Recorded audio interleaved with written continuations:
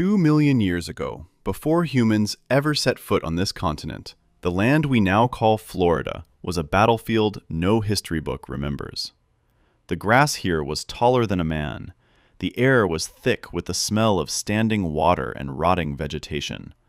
And somewhere in that grass, two predators, each one the undisputed apex killer of its own continent, were about to discover that the world had just gotten a lot smaller. One came from the north. 4 legs, a chest like a barrel, and 2 teeth so long they jutted past its own jawline, built not to bite, but to stab. The other came from the south. 2 legs, taller than a man, with a head the size of a horse's skull, mounted on a neck built like a sledgehammer. A bird that had forgotten how to fly because it no longer needed to run from anything. It only needed to run at things. For 60 million years, these two lineages had ruled separate worlds, evolving in isolation on continents divided by open ocean. Then, geology did something almost nothing in deep time ever does. It built a bridge. And when that bridge connected North and South America, it didn't just connect 2 landmasses. It connected 2 completely different answers to the same evolutionary question. What does the perfect killing machine look like? This is the story of the saber-toothed cat and the terror bird. 2 apex predators, 2 radically different body plans, and the real scientific case for whether their paths ever crossed, and what would have happened if they did.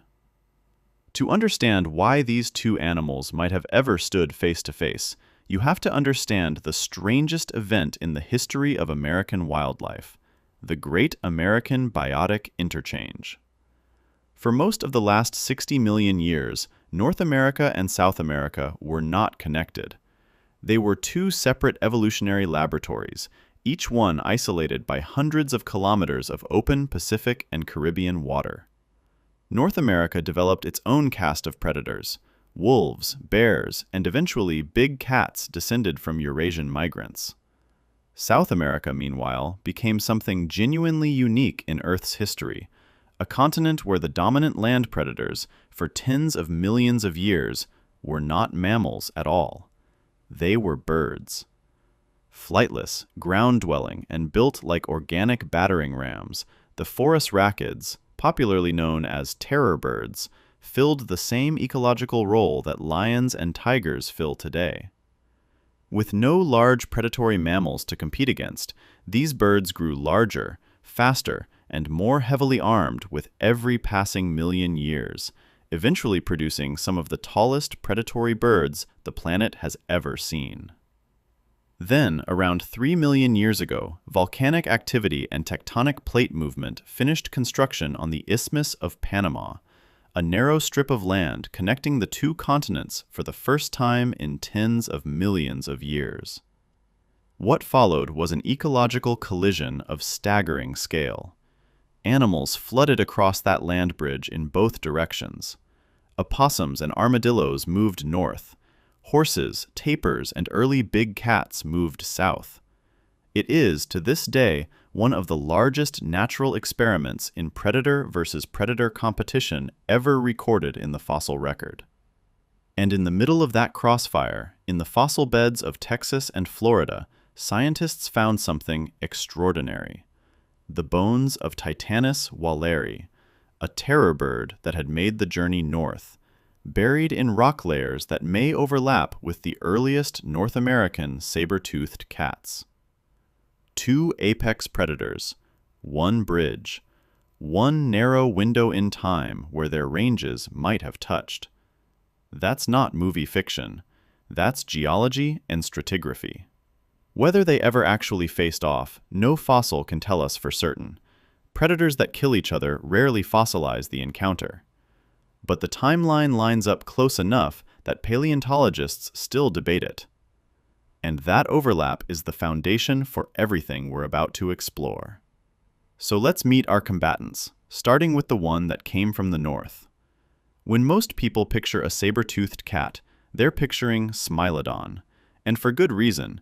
It is, without exaggeration, one of the most successful predators in the history of North and South America, surviving for roughly 2.5 million years before finally going extinct around 10,000 years ago. Forget everything you think you know about how a cat fights. Smilodon was not a faster, scarier lion. It was something else entirely. A predator engineered around a single, terrifyingly specific weapon. The build. A large Smilodon weighed somewhere between 160 and 280 kilograms, heavier than the biggest lion alive today, but shorter in the leg.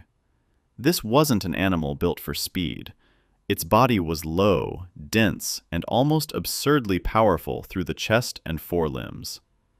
Modern big cats are sprinters. Smilodon was a wrestler. That stocky frame wasn't a design flaw. It was the entire point. Because Smilodon's primary weapon, those two enormous canine teeth, sometimes reaching nearly 28 centimeters in length, were dangerously fragile. A tooth that long, that thin, could shatter against bone or a thrashing animal's spine. So evolution didn't give Smilodon speed to chase prey down over open ground. It gave Smilodon the raw physical strength to grab, wrestle, and completely pin a struggling animal 3 or 4 times its own body weight, holding it utterly still before ever risking those teeth. Here's what made Smilodon's hunting style so different from any predator alive today. It almost certainly didn't bite to suffocate, the way a modern lion does, clamping down on a throat for minutes at a time. Its jaw simply couldn't generate that kind of sustained, crushing bite force. Studies of its skull show a comparatively weak bite compared to lions. Instead, Smilodon's entire body was a delivery system for one devastating strike. The forelimbs and claws pinned the prey. The neck and shoulder muscles generated the power. And once the target was immobilized, Smilodon opened its jaw to an almost dislocating 120 degrees and drove those saber teeth into the throat or belly in a single, precise stabbing motion, severing major arteries and causing rapid blood loss. One strike. That was the entire strategy. No prolonged death grip, no repeated biting. A single, catastrophic wound. Then retreat and wait. Senses and strategy. Smilodon hunted using ambush, dense brush, tall grass, riverbanks, anywhere it could close the distance unseen before committing to that final all-or-nothing pounce. Evidence from mass fossil sites like the La Brea tar pits, where hundreds of Smilodon skeletons have been recovered, has led some researchers to suspect it may have hunted in social groups, much like modern lions, though this remains debated. Its known prey included bison, horses, camels, and the calves of ground sloths and mammoths, large, dangerous animals that required exactly this kind of overwhelming, cooperative force to bring down safely. This was not an animal that chased. It was an animal that waited, then ended things in seconds. Now let's meet the predator coming the other direction. If Smilodon was built around patience and brute strength, the terror bird was built around something almost the opposite: violent, overwhelming speed. Titanis walleri, the species of terror bird whose fossils have actually been found in North America, stood somewhere around 2 meters tall, roughly eye level with an adult human, and may have weighed upward of 150 kilograms. It belonged to the family Forasracidae, a lineage of flightless predatory birds that had ruled South America largely unchallenged for over 60 million years. The build. Terror birds gave up flight entirely. Their wings shrank into small, almost vestigial limbs, in some species possibly repurposed as grappling hooks to help stabilize prey, though this is still debated among paleontologists. Every resource the bird's body would have spent maintaining flight muscles was instead funneled into 2 things: its legs and its head. The legs were long, powerful, and built for speed. Based on limb proportions, some researchers have estimated terror could potentially reach speeds in the range of 30 to 50 kilometers per hour. Though this is debated, with more conservative estimates putting their realistic hunting speed lower. Even at conservative estimates, this was an animal that could close ground on fleeing prey far faster than anything in Smilodon's hunting style required. And then there was the head. A skull the size of a horse's, mounted on a thick, muscular neck, ending in a massive hooked beak, in some terror bird species reaching close to half a meter in length. This is where the terror bird's hunting strategy diverges completely from the saber-toothed's patient ambush. Biomechanical studies on terror bird skulls, particularly a closely related species, Andalgalornis, found something unexpected. The skull was incredibly rigid front to back, built to absorb massive downward force, but relatively weak when twisted side to side. What does that tell us? It tells us the terror bird wasn't built to grapple or wrestle prey the way a cat does. It was built to strike, using its long neck and powerful legs to deliver rapid, repeated, axe-like blows with that hooked beak, possibly pinning smaller prey under its foot and hacking downward, or using a strike and retreat strategy on larger, more dangerous animals to avoid that side-to-side twisting force that risked breaking its own skull. In other words, Smilodon committed everything to one perfect strike. The terror bird committed to overwhelming an opponent with speed, reach, and repeated violence. Hit, retreat, reassess, hit again. Senses and strategy. With binocular vision angled for spotting movement across open grassland and a running gait built for covering huge distances quickly, the terror bird was a pursuit predator and an opportunist, equally capable of chasing down fleeing prey or using its height advantage to spot carrion and stolen kills from a distance. Two predators, two completely different philosophies of violence. One, the silent ambush specialist, the other, the fast, relentless striker. So what happens when they meet? Before we get to the encounter itself, let's break this down honestly, the way a scientist would, because the answer is genuinely closer than most prehistoric battle content gives it credit for. Size and strength. Smilodon likely outweighed Titanis by a significant margin, possibly 50 to 100 kilograms heavier, with vastly superior raw physical strength in its forelimbs and shoulders, built specifically for pinning down struggling animals far larger than itself. In a pure strength contest, the cat wins decisively. Speed and reach. Here, the terror bird almost certainly had the advantage. Its long legs gave it both a speed advantage over open ground and a reach advantage in any standoff, able to strike downward with its beak from outside the effective range of Smilodon's claws and bite. Weapons. Smilodon's sabers were a single-use, high-risk, high-reward weapon, devastating if landed correctly on an exposed throat or belly, but genuinely useless, even dangerous to the cat itself if it connected with bone. The terror bird's beak was a far more durable, repeatable weapon, capable of strike after strike without the same catastrophic risk of breaking. Vulnerability. This is the detail most battle breakdowns miss. Smilodon's sabers, while terrifying, were also a liability. Exposed, thin enough to flex under sideways stress, and useless once shattered. The terror bird's legs, meanwhile, while powerful, were also its only means of both attack and escape. A serious injury to a leg would have been catastrophic and likely fatal in the wild. Hunting style. Smilodon needed to close the distance unseen and commit fully to a single decisive strike.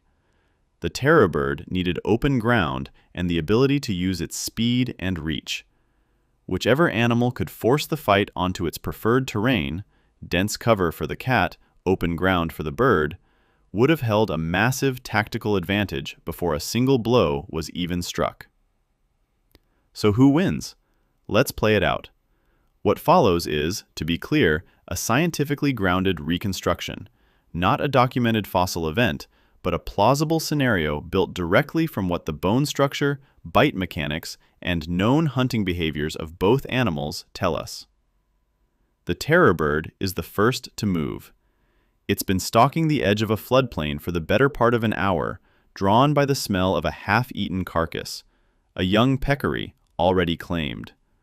It doesn't know it isn't alone. The Smilodon has been here longer.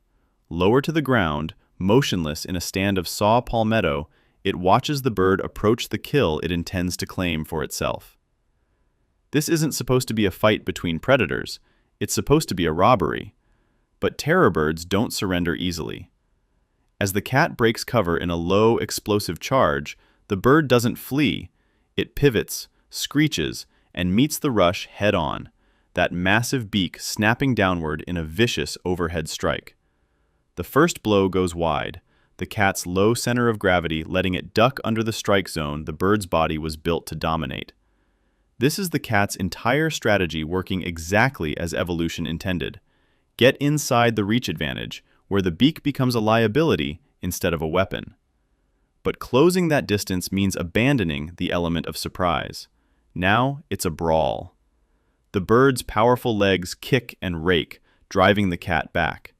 The cat's claws find a grip on feathers and flesh along the bird's flank, forelimbs locking down with the same overwhelming strength it would normally use to pin a fleeing horse.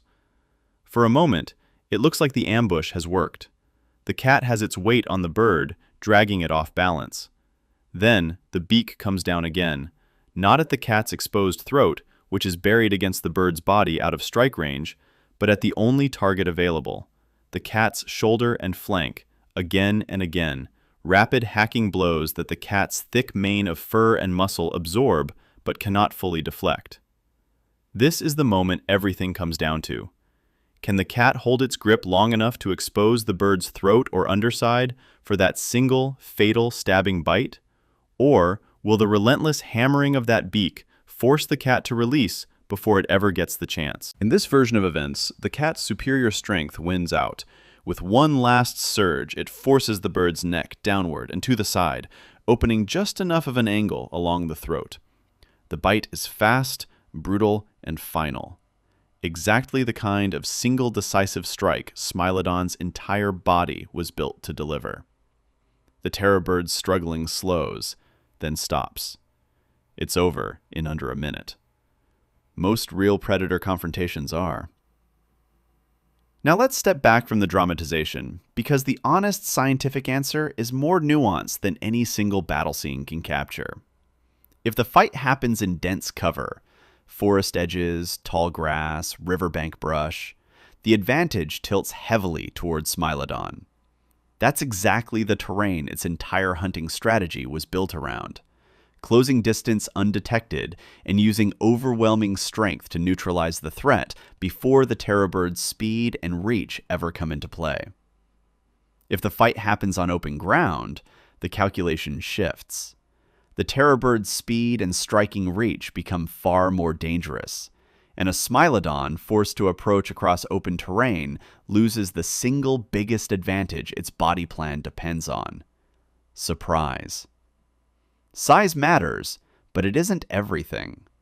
A 250-kilogram Smilodon brings significant raw power, but a confident, healthy adult terror bird defending a kill, rather than fleeing from one, is a genuinely dangerous animal, not easy prey. And there's one more wrinkle worth mentioning. These were not natural enemies that evolved to specifically counter one another, the way predator and prey co-evolve over millions of years. Their potential overlap window in Florida and Texas was brief, geologically speaking.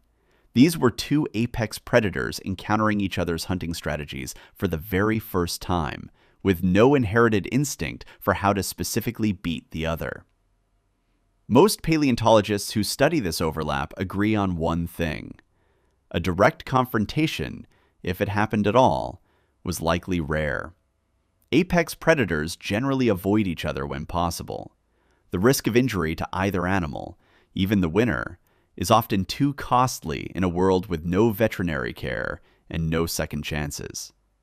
A torn tendon or a shattered saber-tooth could mean a slow death from starvation weeks later, even after winning the fight. The far more common outcome, biologically speaking, almost certainly wasn't combat at all. It was competition. For territory, for prey, for carrion, playing out over thousands of years, not a single afternoon. In the end, neither animal needed the other to bring about its extinction. Titanis walleri and the terrorbird lineage as a whole likely vanished from the fossil record somewhere between roughly 1.8 million years ago, possibly due to climate shifts, changing prey populations, and increasing competition from North American carnivores flooding south across that same land bridge that had let the bird travel north in the first place. Smilodon endured far longer, surviving for well over 2 million years through multiple ice ages, only to vanish around 10,000 years ago alongside the vast majority of North and South America's megafauna, the mammoths, ground sloths, and giant bison that made up its primary prey. When the great herds disappeared at the end of the last ice age, the most perfectly specialized hunter of large prey the continent had ever produced simply had nothing left to hunt. Two apex predators, two radically different evolutionary answers to the same question. Both, ultimately, undone not by each other, but by a changing world neither one could outfight. So, saber-toothed cat or terror bird? Strength and ambush or speed and reach? The truth is, the fossil record doesn't give us a clean winner, and maybe that's the most fascinating part of this story. For a brief sliver of geological time, two of the most successful predators ever to walk the Americas were, quite possibly, sizing each other up across the same stretch of prehistoric grassland. Two completely different evolutionary experiments, forced to answer the same brutal question at the exact same moment in time. If you enjoyed this deep dive into the Great American Biotic Interchange and its most fearsome combatants, let me know in the comments which animal you think actually had the edge. And subscribe for more battles from deep time.